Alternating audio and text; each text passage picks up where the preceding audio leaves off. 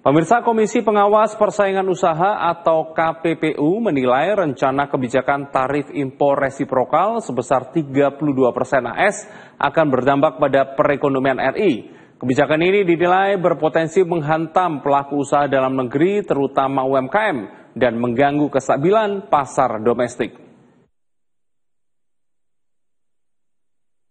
Komisi Pengawas Persaingan Usaha atau KPPU mengeluarkan peringatan terhadap potensi guncangan ekonomi yang dapat menghantam pelaku usaha dalam negeri, terutama usaha mikro kecil dan menengah atau UMKM, akibat kebijakan tarif impor tinggi yang dirancang Amerika Serikat di bawah pemerintah Presiden Donald Trump. Wakil Ketua KPPU Aru Armando menjelaskan bahwa rencana AS memberlakukan tarif impor resiprokal sebesar 32% terhadap produk Indonesia berpotensi melemahkan daya saing nasional dan mengancam keberlangsungan industri ekspor utama.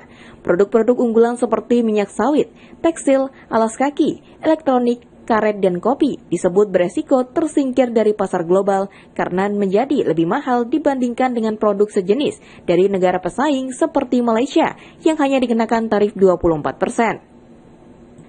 Lebih lanjut, KPPU menilai ada 4 dampak utama dari kebijakan tarif tersebut terhadap iklim persaingan usaha di Indonesia. Selain penurunan daya saing ekspor, pasar domestik juga terancam dibanjiri produk impor murah atau oversupply, terutama dari Tiongkok yang terkena tarif tinggi di AS. Produk elektronik, baja, furniture, hingga kendaraan diprediksi masuk ke Indonesia dengan nilai potensi hingga $221 per miliar.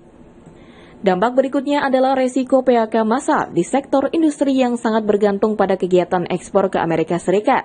Selain itu, KPPU juga mengingatkan akan potensi masuknya investor asing yang bisa mengambil alih perusahaan dalam negeri melalui proses merger dan akuisisi.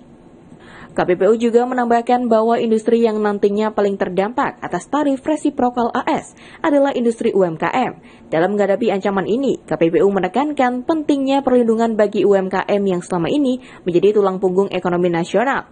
Menurutnya, UMKM harus menjadi prioritas dalam setiap perumusan kebijakan ekonomi dan negosiasi dagang internasional.